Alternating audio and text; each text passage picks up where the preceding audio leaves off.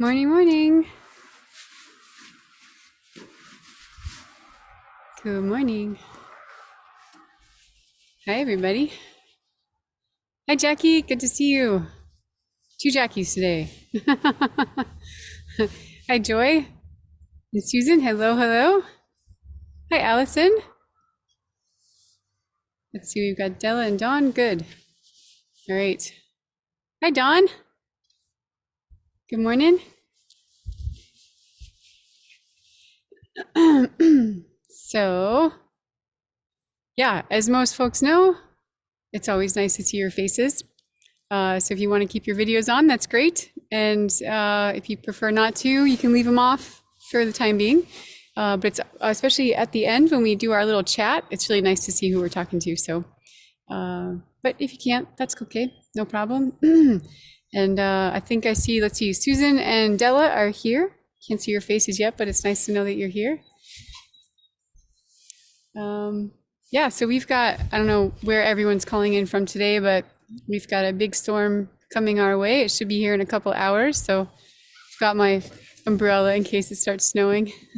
But I really wanted to be outside today before the storm came. So yeah. Anyway, I'm happy to be here with you all this morning. I was really looking forward to this time right now. And so go find a comfy place to sit, whether it's inside or outside, doesn't matter. Just a little reminder, if you need to move around, that's fine. If you could just turn your video off during that time, that's great, because then it's a little less distracting that way. And everything I offer is an invitation. So you can play along if you want to, or you can just do your own thing and just kind of hang out with us if you'd like as well. So whatever is your prerogative or your preference this morning. There's Della. Hi. Great to see you. All right. So yeah, I usually tell you if we're going to focus on ears or eyes or whatever for folks. And this morning it's probably going to be a little bit of all of it. And so if you're inside, just if you can crack a window or a door or something so you can hear the outdoors, that's great. If not, it's okay. We can use indoor sounds as well. Some of this will be based on memory and our eyes closed also. So easily distracted by birds today. All right. So in whatever comfortable position you're in right now, just go ahead and let yourself settle in. Let yourself just feel what's going on for you right now. Just notice what's happening inside your body and outside. You can tap into what your skin is experiencing and what your inner body is experiencing right now.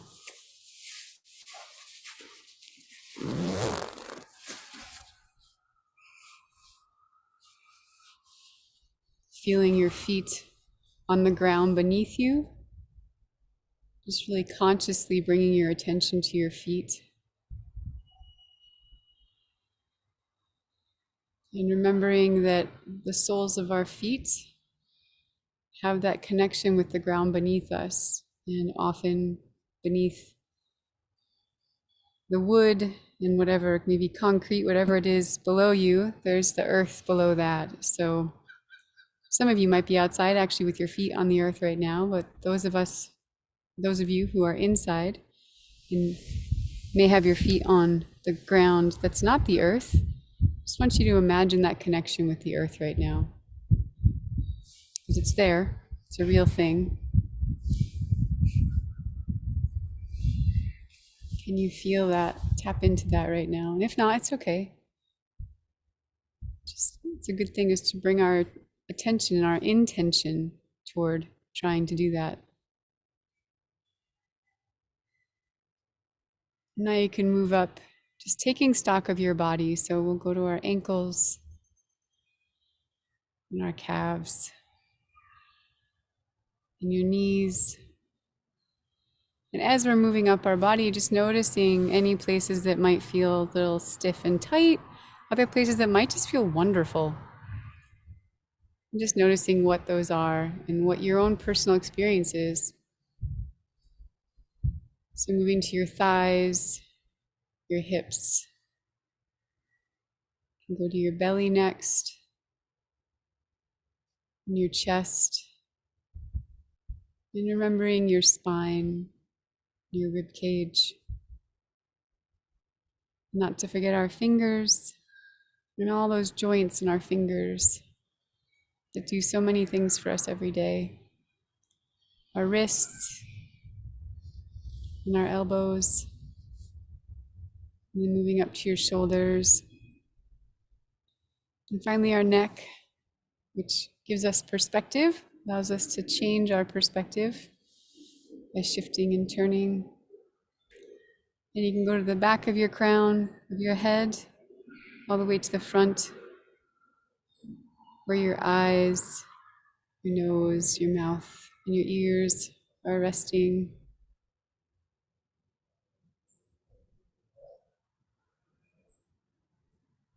And as you're taking stock of your own body,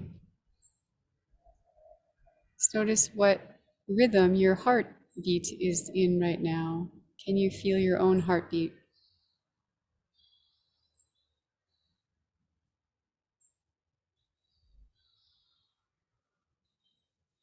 And as you tap into your own heartbeat right now, can you become aware of what the rhythm or the heartbeat of the earth around you is? Or the home around you if you're inside?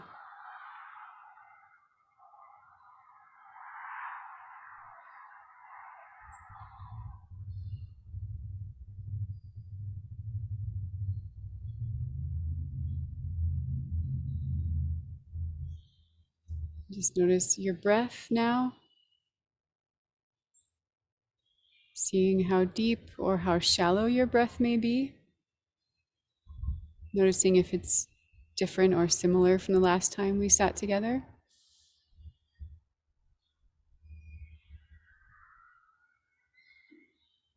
And you don't have to worry about what may be the cause of a shallow breath or the cause of a deeper breath, just noticing where it's at today.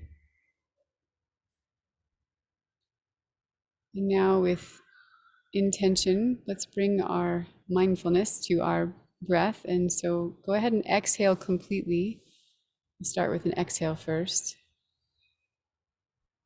And now, bringing the air in through your nose, deeply filling your lungs. Imagining the air rising up from the earth, moving all the way up your body to the crown of your head. And then let it go. Really deepening your breath. And this time, when you bring a breath in and you bring it in through your nose, notice what the air smells like. There's always something a little different, especially this time of year, on the wind.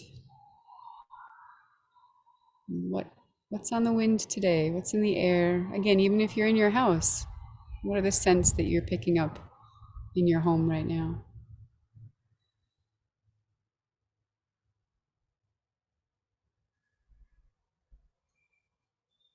So this grounding that we're doing right now is helping us to become attuned to the natural rhythm of the earth and our life. And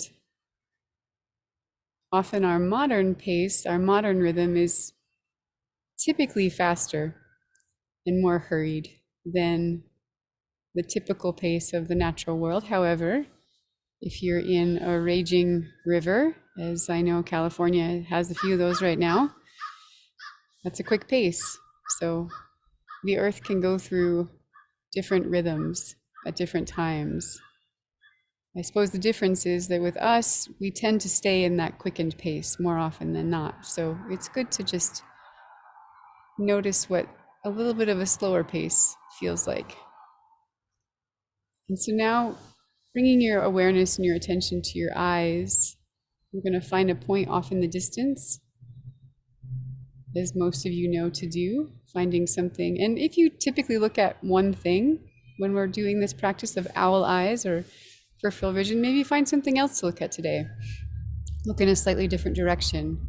So focusing on something as far away as you can possibly see and making sure you can pinpoint just one thing off in the distance. Let your eyes really focus on what that one thing is. And then without moving your gaze from that point, you're going to soften the rest of your vision. So in your periphery, you're going to start to become aware of everything out as far as you can possibly stretch your peripheral vision right now. But you're still looking at that one point in front of you. It's just everything's a little bit softer right now. And just see what starts to happen when you allow yourself to be in this type of way of seeing the world.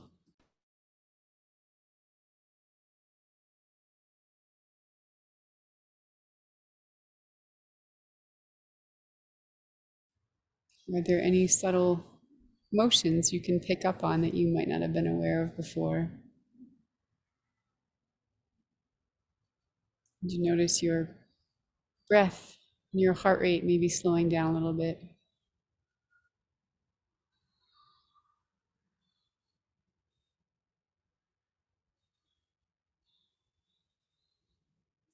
Going into owl eyes is often a really great way to become more perceptive, whether it's just through our vision, but also intuitively. It's a great way to settle ourselves and take in a big picture. So with your eyes softened like this, again, you can stay in this vision or not, but do your best to try to stay in that right now. Just allow yourself to be in the softened vision. And then bring your attention to your ears. And today we're going to start with a sound that's the most prominent. What's the loudest, most, I guess just loudest. We'll stay with loudest today. What's the loudest sound you can hear in this moment?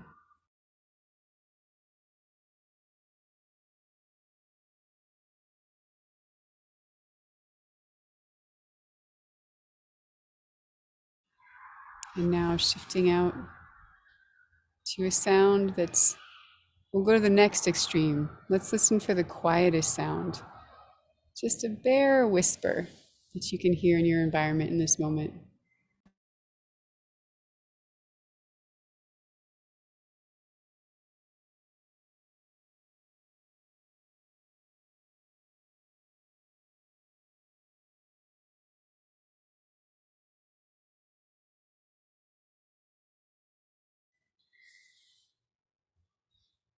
Noticing where each of those sounds were coming from, how far and how close they may have been to you. And now go ahead and stretch your ears to the sound that's the furthest away that you can possibly hear. And just try to imagine where that sound is and what may be causing it.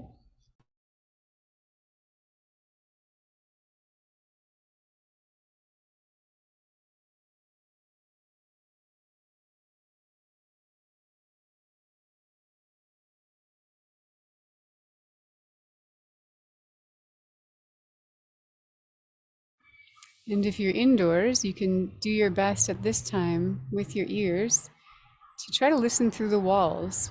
Even if you might have a refrigerator or something humming in the background, still just try to stretch your ears. See if you can listen beyond the walls.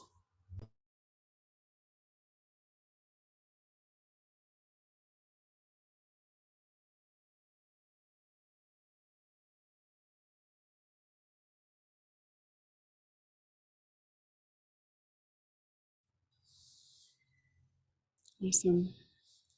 So some of you may have started to hear bird song. Others might have heard human-made sounds. Whatever it is, just allow each of them to come in like in waves, allowing each sound to have its own unique persona per se. And what we're going to do now, if you feel safe and you feel comfortable where you're sitting, we're going to close our eyes. And so as you close your eyes right now, just notice how the sounds may be different. Let ourselves just settle into this eyes closed moment for a bit.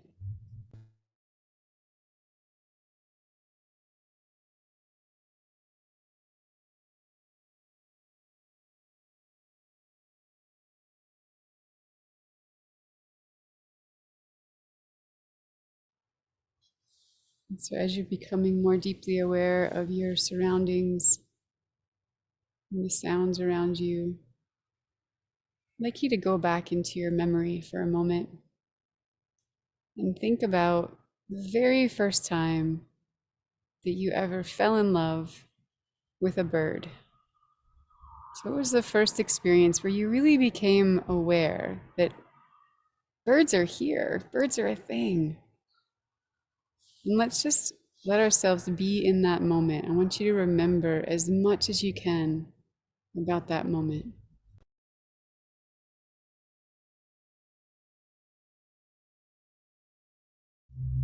So, notice what you're feeling. So, being back in that moment where you first fell in love with a bird, what were you feeling in that moment?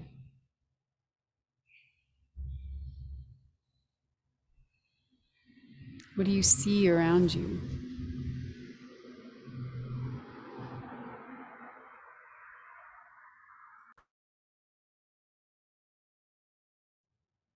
What are some of the sounds that you're hearing in that moment?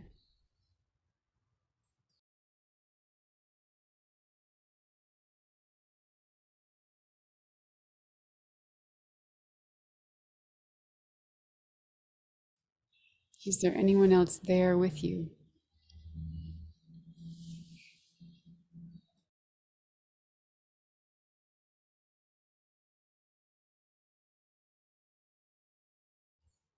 And just notice who or how you are being as you're having that experience.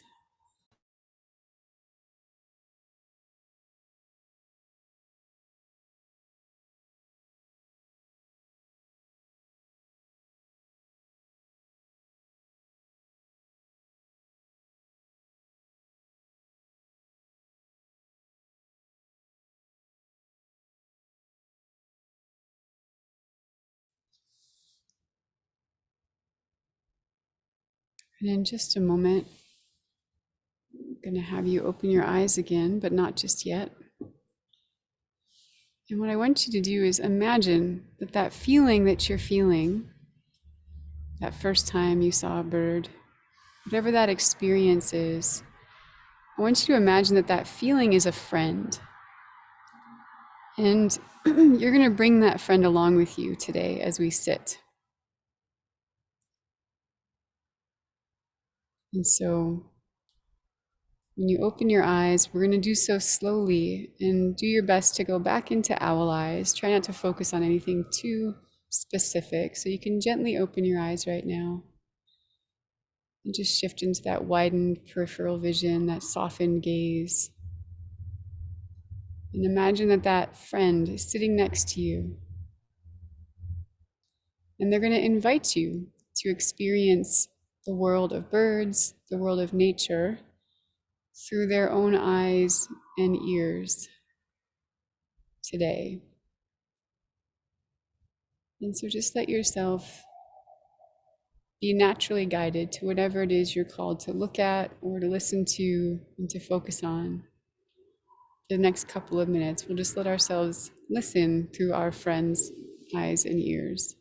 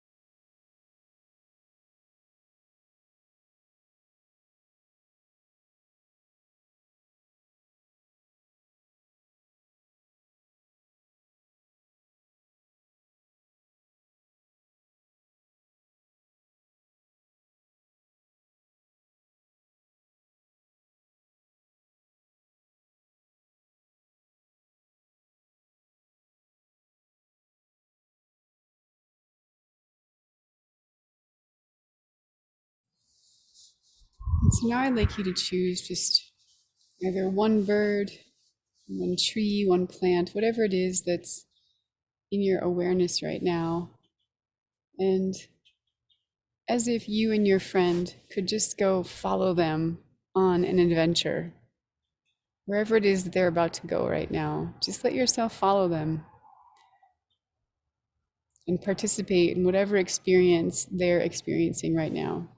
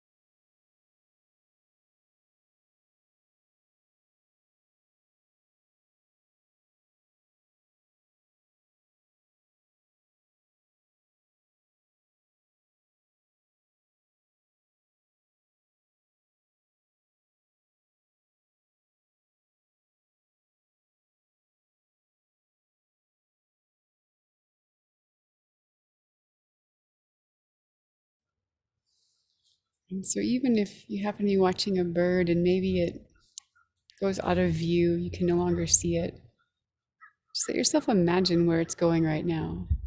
And if you were tagging along with it, what it would be doing. And if you can still see it, that's great. You can keep tagging along with them. And again, if it's a plant, then allow yourself to be in that experience with the plant. Is the wind blowing? Maybe it's snowing or raining. So, what is it like to be that plant in this moment?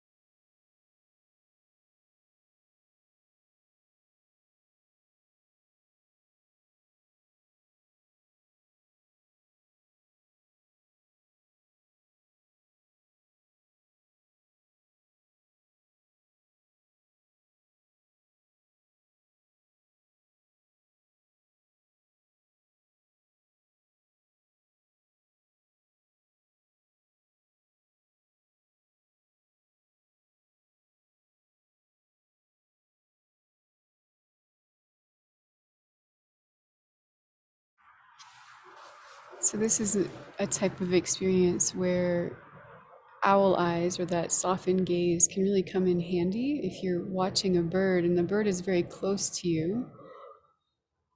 Often, if the bird sees you looking directly at it, it will fly or at least feel a little uncomfortable.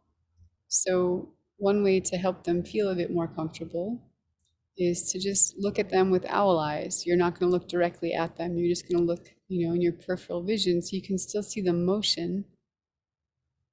And every once in a while you can focus on it for just a moment, but then look away, just where it's in just kind of the edge of your vision and it's softened. You're not focusing all your energy and all your attention on that one creature. Even if it's a plant, you can play around with that right now.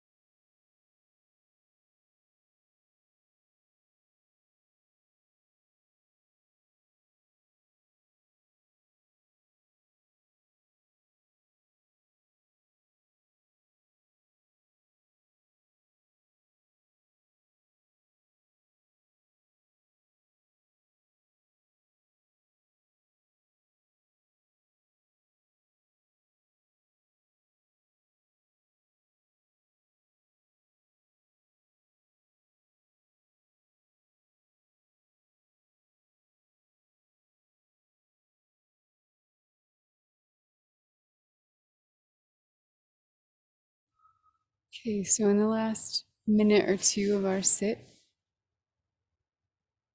we can take this time to offer thanks or gratitude for whatever it is you connected with today, whoever you went on an adventure with, and even that feeling that you brought back with you. Just remembering that, give that feeling, that memory, some gratitude and thanks for coming along and participating in this adventure with you today.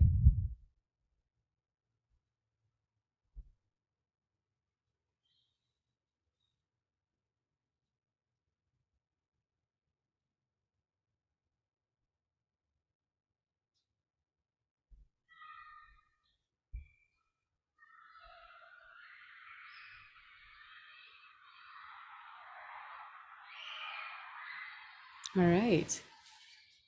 So, if anyone needs to go, you're welcome to do so now. Thank you so much for coming and joining us. And if you'd like to stay around for a chat, we usually just share our experience and tell some stories. So, folks can head out whenever they need to. They're welcome to stay. So I'd love to hear from anyone. If you do want to share, just if you can turn your screen on so we can see you, that'd be lovely. And yeah, if anyone wants to share, you can just put your hand up and yeah, go ahead, Linda.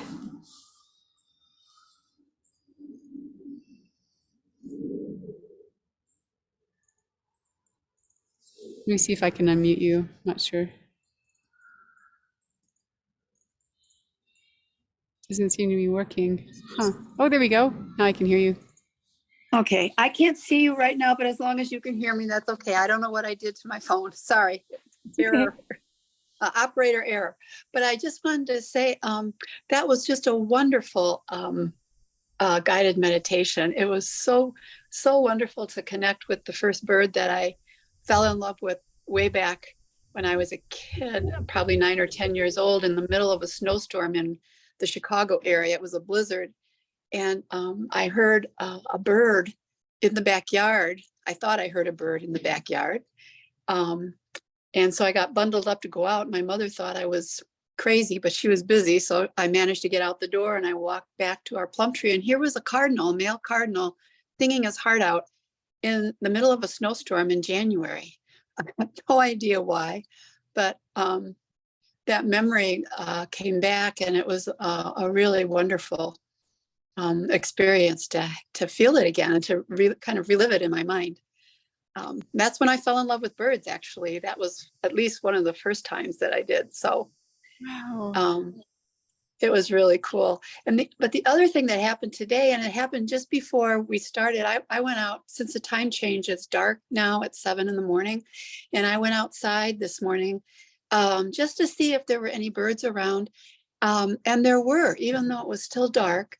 And one of them, more than one, there were several of them. It was red crossbills that were in a ponderosa pine tree just outside of my yard. So it was, I kept thinking of them through the whole meditation today too, about them being here. And so they kind of went along with us today. So. That's awesome, Linda. How adventurous too, just thinking about you as a 10-year-old kind of sort of sneaking out of the house with your mom being busy in the middle of a blizzard because you heard a bird calling. And yeah, what a special moment. It was, yeah, it still is, it's still one of those moments that I think about, I think, boy, it really changed my life in a lot of ways. Birds really became important to me, and being out in nature and all this, it was a pivotal point in my life, I think. So Yeah. it was really to live it. Do you remember what you were feeling like when you think about like actually seeing the bird for the first time? What was the feeling that came over you? Well, I was just totally enchanted. I was just totally immersed in this bird, this male cardinal, just sitting there singing his heart out in the middle of a blizzard. It was cold, it was windy, it was the Chicago area where the weather is really crummy in the winter. Yeah. And he just seemed totally happy, totally fine, totally content. I don't know why he was singing. I didn't see any other birds with him. So I don't even know how long I watched him. I was just like totally immersed in that moment, it was like I kept thinking that during the summer, I had seen some redbirds around in our backyard, but hadn't paid a lot of attention to it.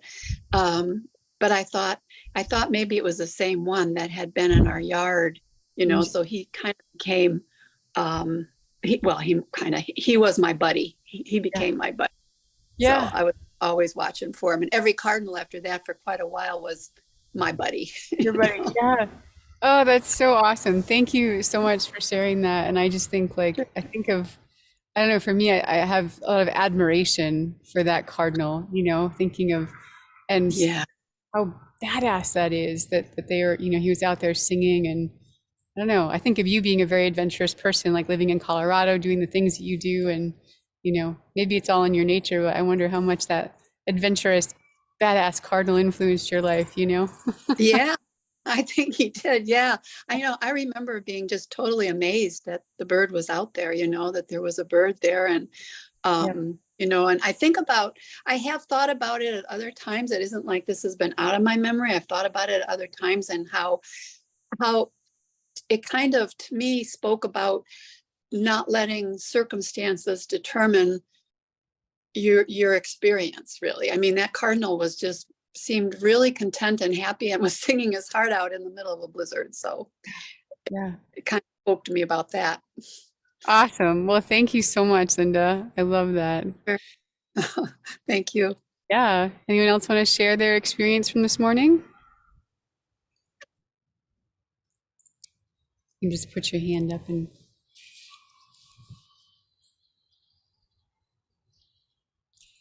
Well, I can share mine for a minute and then I'll let Della go. Yeah. As we were sitting here, and I think it was right after I opened my eyes from remembering the first bird I connected with, which was a cedar waxwing, on this island off of Long Island Sound. And I could hear this something moving to my right over here, and it was a song sparrow that was coming really close. It was within just a couple feet. And granted, I do have some bird seed around, so it's not for nothing that it's coming around, but the fact that it was coming so close, and I think I was even speaking to you all at the time, and it was just coming right up, and it's just so lovely, when we can get into this quieter space within ourselves, how much closer the birds will come, than I come out here other times and the birds, go away and whatnot. But anyway, it just was really special to have it so close, and I got to see it and follow it on its little adventure today. So, yeah. All right, Miss Della. Oh, okay. Well, I think the bird that I first fell in love with was probably the American avocet. And it was here in California. And my husband and I were volunteering to count the sea otters at the Elkhorn Slough, which is a 7-mile meandering stream that opens into the ocean. But in any case, on the salt ponds that are near there are these American avocets, and they are the most. I remember when I first saw them, it was the first time I'd seen them because I lived in Colorado and I didn't, I'd never seen them. And they were so beautiful. And I kept looking at them through the scope and saying, how could they be so perfect? And then their behavior, they sweep their long bill back and forth as they forage for food. And it's so graceful.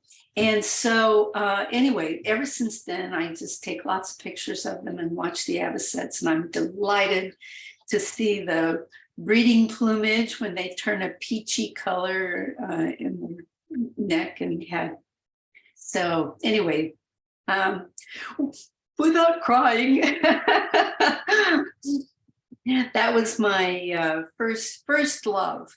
Yeah, I mean, definitely. If you need to cry, cry. That's a beautiful thing.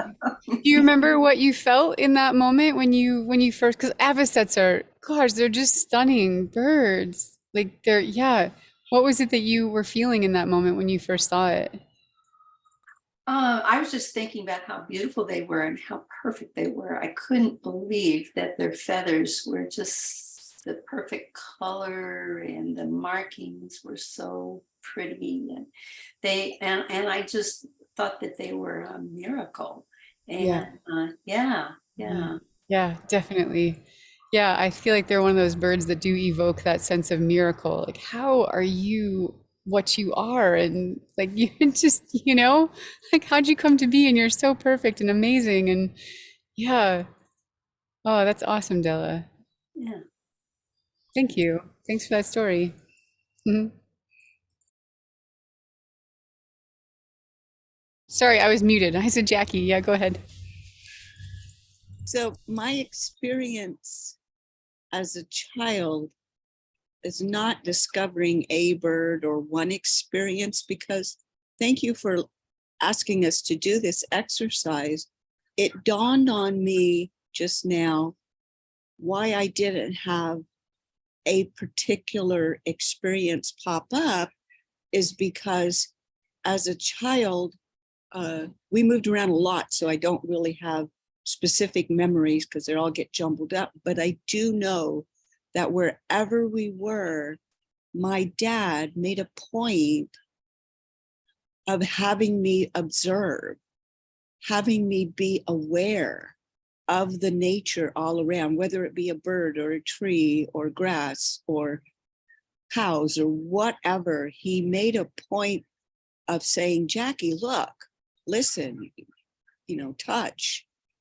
So I have to thank my dad for making me feel from a very small child that I am a part of all of this. I'm not separate.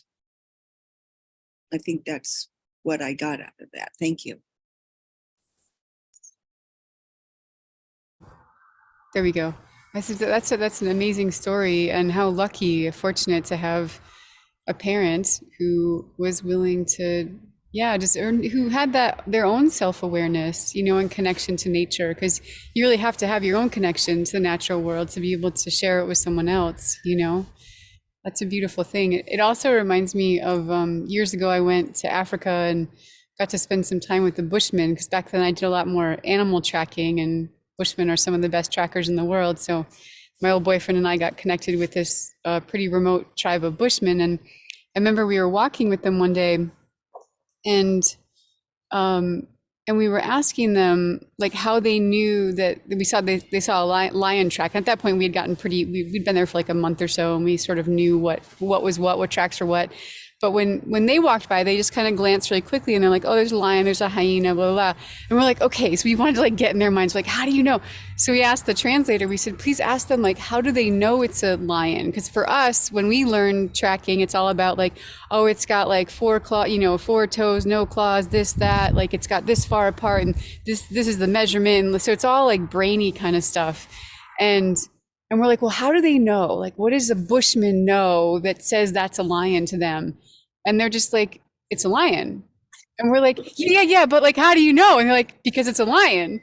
And I'm like, and I didn't know until years later that it was growing up where it's like the back of your hand. Someone's like, "Well, why is it the back of your hand?" You're like, "I don't know, it's the back of my hand." Like, it just is, because it's such a part of you that you don't think beyond, you don't think about the details of what makes it what it is. And it reminds me of that story with you having to be like, well, I guess I don't have a specific experience because it just was your experience.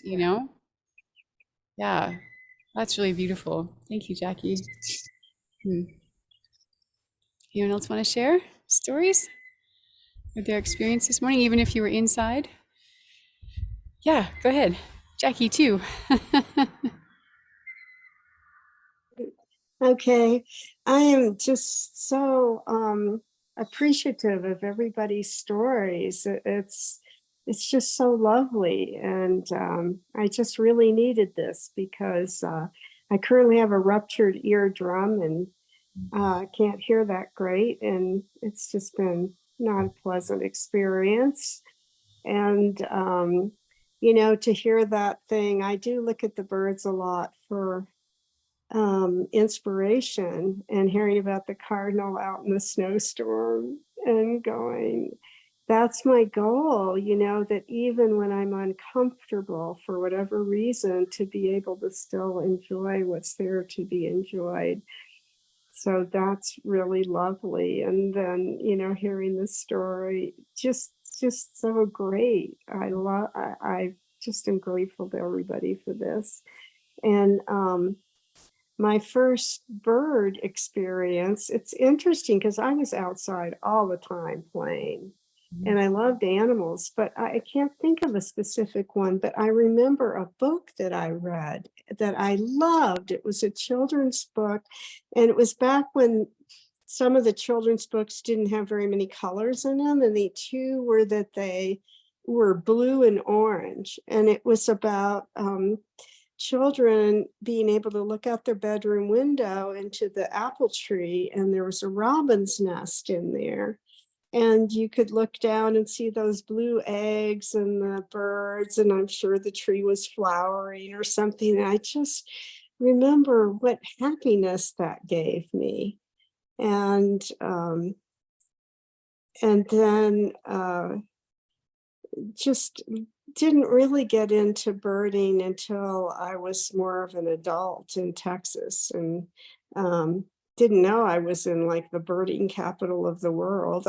Pretty much, I mean, not the world, but so many species there. And I was so fortunate to see them. And I had happened to just pick up, I think my dad had some binoculars that he took to football games. And I looked at this bird and went, oh my God, they aren't little brown and gray things. When you look with binoculars, here's this beautiful cardinal. And so then I got into it. And I think, of course, the one that stood out the most for me was the beautiful painted bunting and just this rainbow of color. And then the hawks, I think, were the ones I first started learning, just because they're big and you can see them easily. But, yeah. But thank you so much. This is very healing for me today. Oh, good, Jackie. I'm glad to hear that. And yeah, I agree. I think that story of the cardinal is a real story of courage and just love for life in the moment, regardless. Yeah, it's a beautiful one. And thank you. Thanks for sharing. Oh, I did have a question. I know your class is starting up again. And because of my ear, I can't really, it wouldn't be very practical for me to take it now, but I wanted to refer some friends to it. Is it still possible to sign up? I would say have them email me. We close registration on Friday, but if someone is really, really, really, they really want to do it, if they can message me today, that'd be great. The first lesson is released on Wednesday. So, and then, there's some planning and stuff from the back end that we need to do for the students' sake. So yeah, if they can message me today, if they want to get in, I can get them all the information and get them signed up. But yeah, for sure.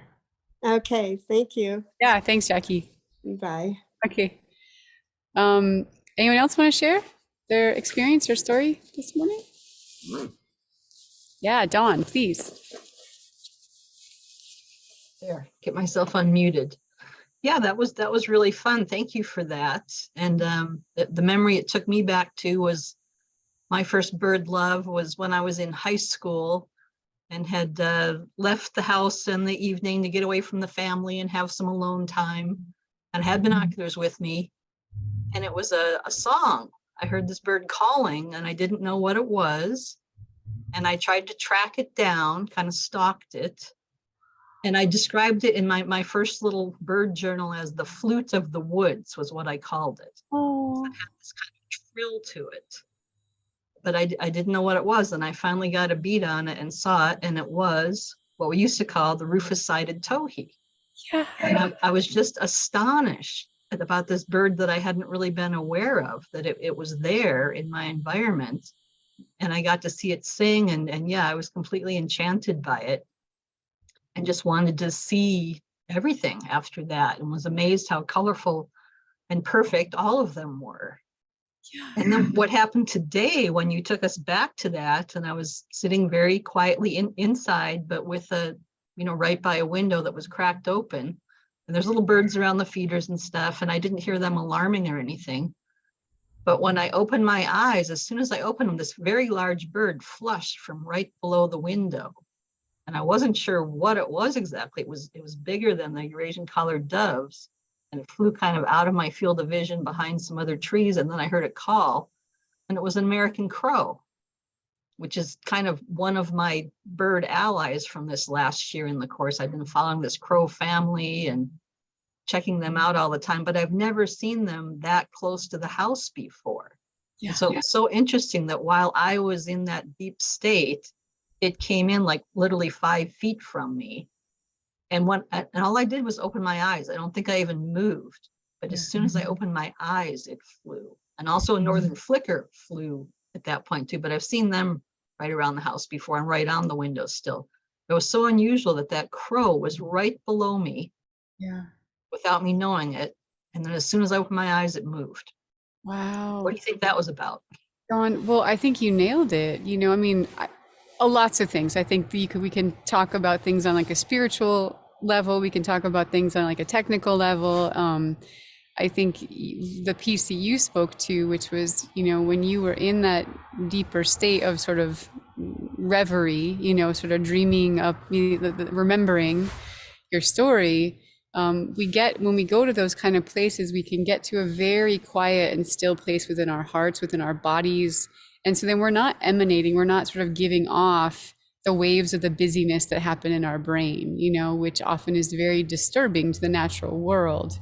And so when we can be still, we can be moving around, but when we are when we're sort of still within, then the natural world feels safe to come close to us. And there's a great story that John Young tells from when he was a teenager on one of his adventures with Tom Brown.